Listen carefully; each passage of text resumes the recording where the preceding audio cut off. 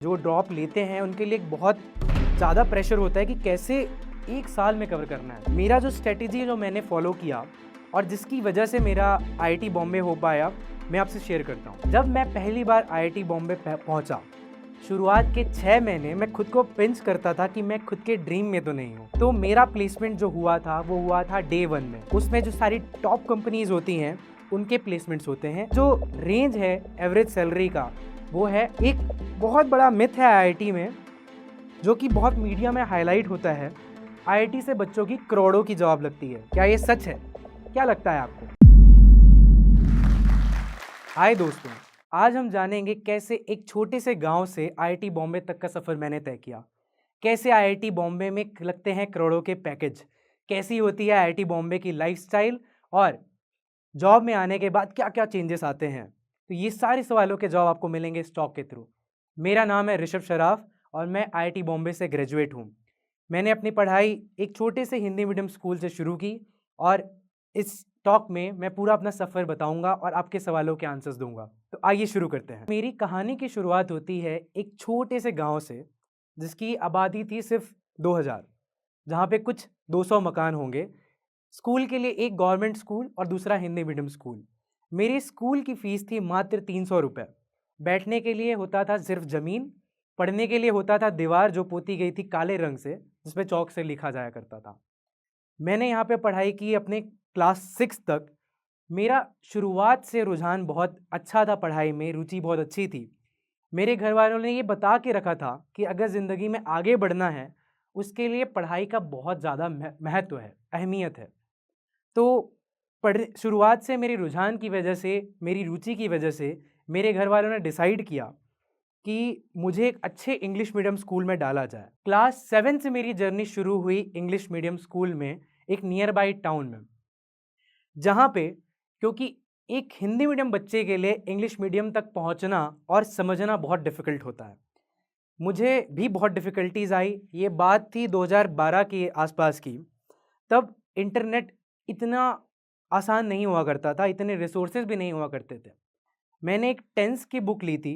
उस टेंस की बुक की मदद से मैं धीरे धीरे मीनिंग समझता गया। लाइन बाय लाइन मीनिंग समझ के मैंने इंग्लिश मीडियम में कोप किया और मैंने वहाँ पे बहुत अच्छे से पढ़ाई की। ऐसे करते करते क्लास 10th का मेरा सफ़र पूरा हुआ। क्लास 10 में मेरी 10 सीजीपीए आई। अब एक बहुत ही इम्पॉर्टेंट क्वेश्चन मैं डिस्कस करने जा रहा हूँ, जो आज के समय में बहुत रिलेवेंट है।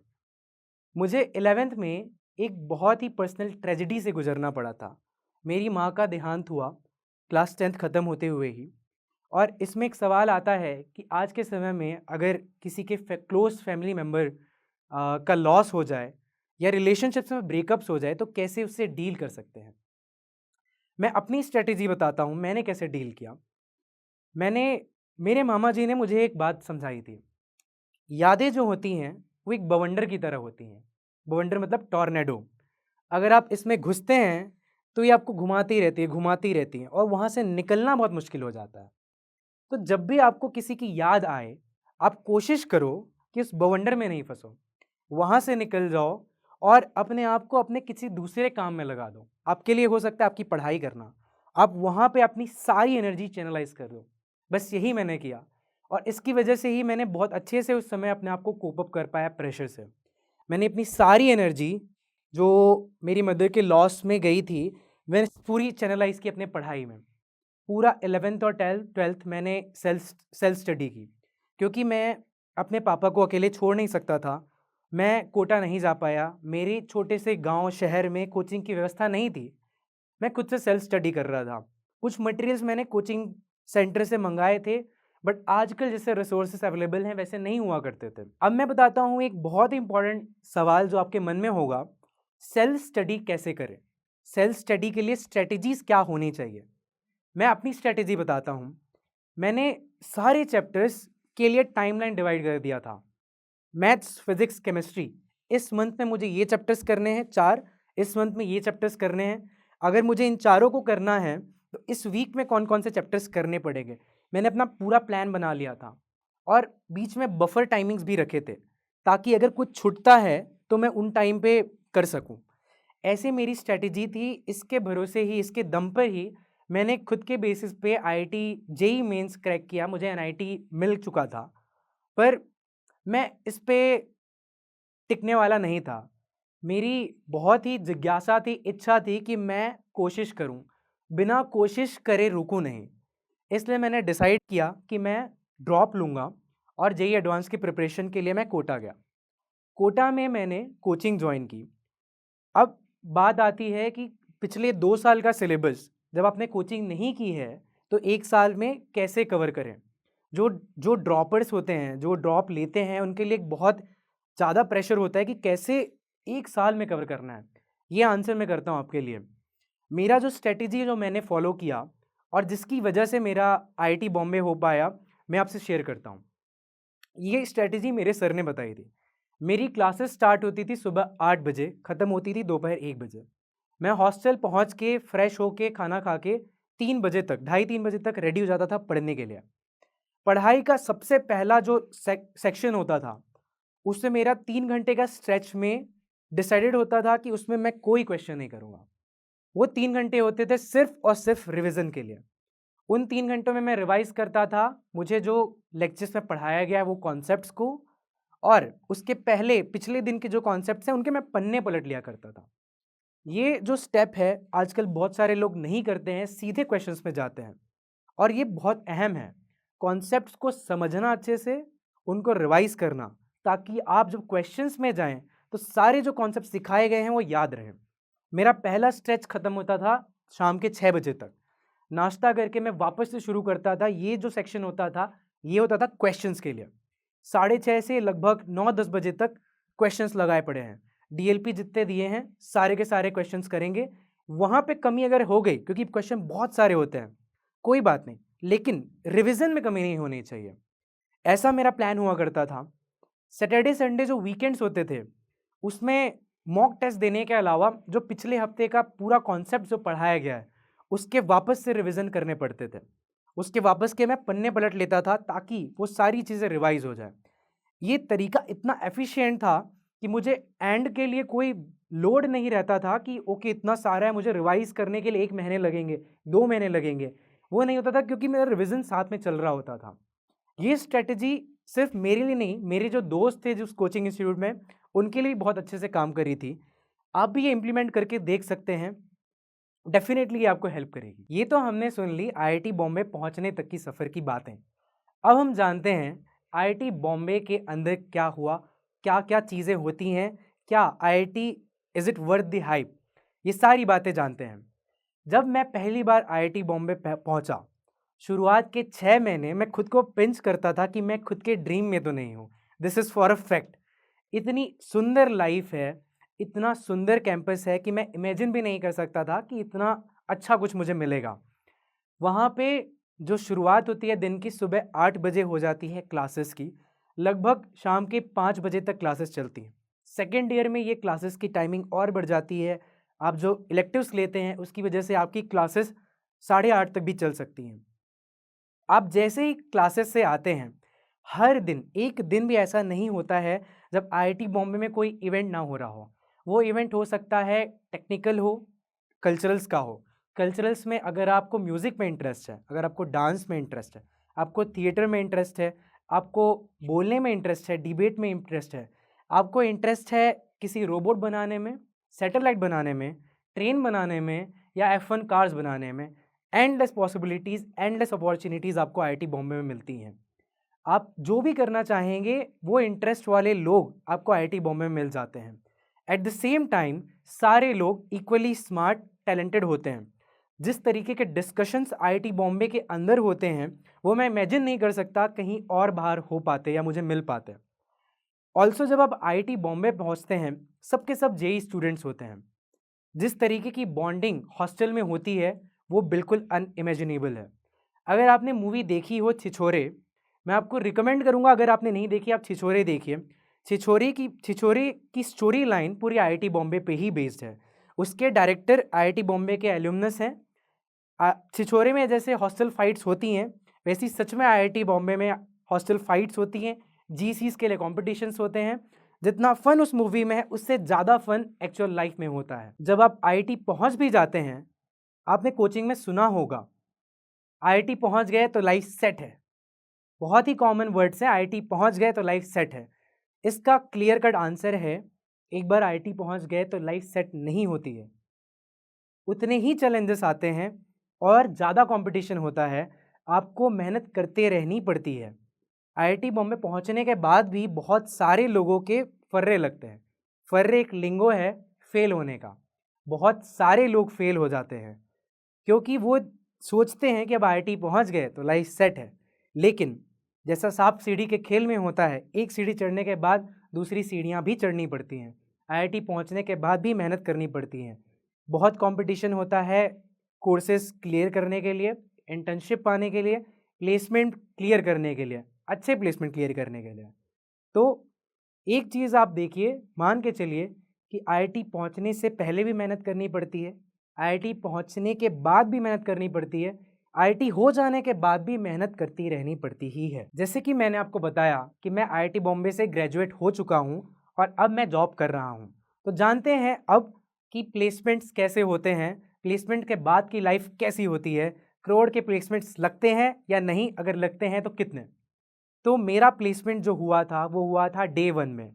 आईआईटी में प्लेसमेंट्स का कॉन्सेप्ट होता है day 0, day 1, day 2, day 3 etcetera. Day 1 is December 1। उसमें जो सारी टॉप कंपनीज होती हैं उनके प्लेसमेंट्स होते हैं, उनके इंटरव्यूज़ होते हैं। मेरी प्लेसमेंट लगी थी डे 1 में। एक कंपनी है अमेरिका की, eighty Carney, which is a business consulting firm. अब आप सोचेंगे कि मैंने पढ़ाई तो सिविल इंजीनियरिंग से की, लेकिन मैं बातें तो बोल रहा हूँ बिजनेस कंसल्टिंग की। तो दैट्स अ फैक्ट। आईआईटी के 90% से भी ज़्यादा स्टूडेंट्स जिस फील्ड की पढ़ाई करते हैं उस फील्ड में नौकरी नहीं करते हैं। सरप्राइजिंग है ना? That's for true. ऐसा होता ये है, इस कारण होता है क्योंकि कोर फील्ड्स में जॉब्स कम हैं, कोर फील्ड्स में ग्रोथ स्लो होता है, कोर फील्ड्स में ग्रोथ के अलावा पैसे भी कम होते हैं। इसलिए लोग नॉन कोर जॉब्स में चले जाते हैं, वहाँ पे उनकी ग्रोथ बहुत ज़्यादा फास्ट और तेज़ होती है। ऐसे मेरा सफ़र प्लेसमेंट के बाद शुरू हुआ। अभी मुझे 1.5 साल हो चुके हैं जॉब करते हुए। मेरी लाइफ में बहुत सारे चेंजेस आए हैं after I joined a job. आप जानेंगे कि एक बार आईआईटी हो जाने के बाद कोई बच्चा जॉब करने लगता है तो सिर्फ उसकी नहीं, उसकी फैमिली की लाइफस्टाइल भी चेंज हो जाती है। फैमिली की लाइफस्टाइल में आप उनको सपोर्ट कर सकते हैं फाइनेंशियली। कोई दिक्कतें आपके भाई बहन को आ रही हैं, उनको सपोर्ट कर सकते हैं। आप अपनी पसंद की चीज़ें खरीद सकते हैं। पूरा लाइफस्टाइल। मैं एग्जांपल देता हूँ, मैं जब आईआईटी में था मेरे महीने के खर्च होते थे सिर्फ 5,000 रुपये, वो भी ऑन अ हायर साइड। अब मेरा जो खर्च है लगभग स्पेंडिंग सिर्फ वो 8 टाइम्स ऑफ 5,000 आप मान सकते हो, एक महीने में ईजिली खर्च हो जाते हैं। हैप्पीली हैप्पीली उसके बाद भी बियॉन्ड भी सेविंग्स हो जाती हैं। एक बहुत बड़ा मिथ है आईआईटी में जो कि बहुत मीडिया में हाईलाइट होता है। आईआईटी से बच्चों की करोड़ों की जॉब लगती है, करोड़ के पैकेजेस होते हैं। क्या ये सच है? क्या लगता है आपको? जी हाँ, ये सच है, बट कुछ लोगों के, सबके नहीं। अगर 1000 लोग प्लेसमेंट में बैठते हैं तो कुछ 10-20, ज़्यादा से ज़्यादा 30-40 लोगों के करोड़ों के पैकेजेस लगते हैं। बाकी जो रेंज है एवरेज सैलरी का वो है 15 to 20 lakhs पर एनम। ये स्टैंडर्ड एवरेज रेंज है which is good enough to have a good life in any metro city in India. लगभग आपका 1-1.25 लाख के आसपास की इन हैंड सैलरी मिलती है, जो कि डिसेंट है स्टार्ट करने के लिए। इसके बाद जब आगे बढ़ते जाते हैं तो ग्रोथ काफ़ी फास्ट होने लगती है। इसके अलावा जो बहुत इंपॉर्टेंट बेनिफिट मिलता है आईआईटी या अच्छे इंस्टीट्यूट में पढ़ने का, वो होता है हाई रिस्क एपेटाइट मिलना। आईआईटी से होने की वजह से रिस्क आपके बाय डिफ़ॉल्ट कम हो जाते हैं। कोई आईआईटी का बच्चा जो आईआईटी से ग्रेजुएट है, अगर वो जॉब छोड़ के कुछ और परस्यू करना चाहता है, बहुत सारे लोग आईआईटी से ड्रॉप आउट होके ड्रामा चले जाते हैं, म्यूज़िक में चले जाते हैं, थिएटर में चले जाते हैं, बहुत सारे लोग करते हैं। कुछ लोग स्टार्टअप भी करते हैं। ये हिम्मत इसलिए आ पाती है क्योंकि अगर वो जॉब छोड़ के इनमें ही चले जाएं तो भी वो 2 साल बाद वापस आ सकते हैं किसी भी जॉब में। इतना स्ट्रॉन्ग कनेक्शंस है, इतनी अच्छी ब्रांड रेपुटेशन है कि कोई भी कंपनी आपको वापस लेने के लिए रेडी होती है। इसके अलावा जो आपका एल्यूमनाई नेटवर्क है वो पूरे विदेश में, पूरे वर्ल्ड में हर जगह फैला हुआ होता है। आईआईटी बॉम्बे के 60,000 से भी ज़्यादा एल्यूमनाई हैं। आप देश के किसी भी देश विदेश के किसी भी कोने में, किसी भी कंपनी, बड़ी कंपनी में जाएंगे तो आप पाएंगे कि वहाँ पे आईआईटी बॉम्बे का या किसी दूसरी आईआईटी का एलुमनस काम कर रहा है। वो जो नेटवर्क होता है, अगर आपको कहीं विदेश घूमने जाना है, किसी दूसरी सिटी में सेटल होना है, वो हमेशा आपके काम आता है। आपके अप्रैल में जेईई मेंस के एग्ज़ाम आने वाले हैं। उसके लिए मैं आपको कुछ टिप्स देता हूँ कि आप कैसे खुद को प्रिपेयर कर सकते हैं। अप्रैल में एग्ज़ाम है, मार्च लगभग पहुँच चुका है। अब समय है कि आप अपने प्रिपरेशन को धीरे-धीरे स्लो करते जाएँ। नए कॉन्सेप्ट्स नहीं सीखें, पुराने कॉन्सेप्ट्स को ही रिवाइज़ करें, प्रीवियस ईयर्स के क्वेश्चंस करें। जब एग्ज़ाम नज़दीक आए, एग्ज़ाम से 1 दिन पहले पढ़ाई बिल्कुल बंद कर दें। कोई पढ़ाई ना करें, ऐसी एक्टिविटीज़ करें जिससे आप खुश रहें, कोई प्रेशर वाली एक्टिविटीज़ ना करें। कोशिश करें कि आप जल्दी सोने चले जाएँ, इनफ वाटर पिएँ, हाइड्रेट रखें खुद को, अच्छा खाना खाएँ।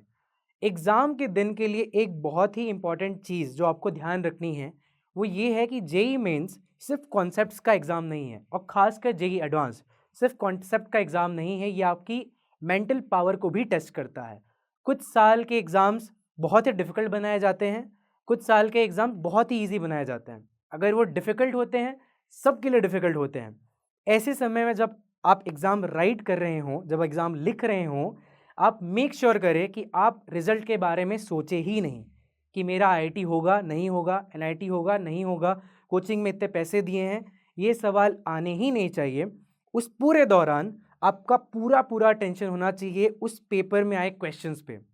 उन क्वेश्चंस पे कि आप किन-किन क्वेश्चंस को सॉल्व कर सकते हैं, जिनको नहीं कर सकते हैं उनको छोड़ के आगे बढ़ के कौन से क्वेश्चंस हैं जिनको आप पहले अटेम्प्ट कर चुके हैं या आप अटेम्प्ट कर सकते हैं।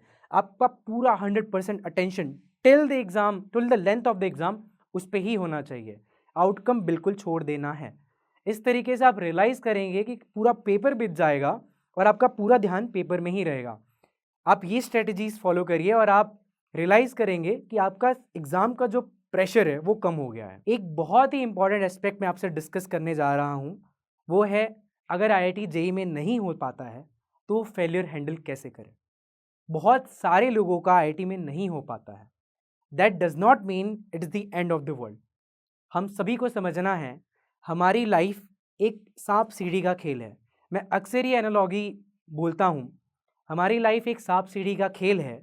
जब हम 11th-12th में पहुँचते हैं, आप समझिए कि हम 16th-17th वाले नंबर पे हैं। वहाँ एक सीढ़ी लगी हुई है, जो एक आईआईटी जेईई की सीढ़ी है। उसी नंबर पे दूसरी सीढ़ी है, थोड़ी छोटी, जो एनआईटी की है। थोड़ी छोटी सीढ़ी जो है, गवर्नमेंट कॉलेजेस की है, छोटे कॉलेजेस की है। लेकिन सब के सब उस सीढ़ी में नहीं चढ़ सकते हैं। सांप सीढ़ी के खेल में जैसा होता है, आप पासे फेंकते हैं, कई बार सीढ़ी मिस हो जाती है। इसका मतलब ये है क्या कि आप वो खेल खेलना बंद कर देते हैं? आप सोचिए, क्या आप वो खेल खेलना बंद कर देते हैं? नहीं करते हैं। इसका मतलब भी यही होता है लाइफ में कि अगर आईआईटी नहीं होता है, आप खेल खेलना बंद नहीं करेंगे। क्या पता 16वें नंबर की सीढ़ी मिस हुई, 20वें नंबर पे एक लंबी सीढ़ी आपका इंतज़ार कर रही है, जो कि आईआईटी से भी लंबी आपको छलांग दे सके। मेरा एक की मैसेज है कि life is a game of सांप एंड सीढ़ी। सांप एंड सीढ़ी का खेल है। इसमें आपको कुछ सीढ़ियाँ मिलेंगी, कुछ सांप भी मिलेंगे। आप गिरेंगे भी, आप चढ़ेंगे भी। बस रुकना नहीं है। आप कोशिश करते रहिए, आप मेहनत करते रहिए। जहाँ आपकी किस्मत होगी, वहाँ आपको ज़रूर लेके जाएगी। All the best for JEE Mains and advance, and I hope I get to see you in IIT. Thank you.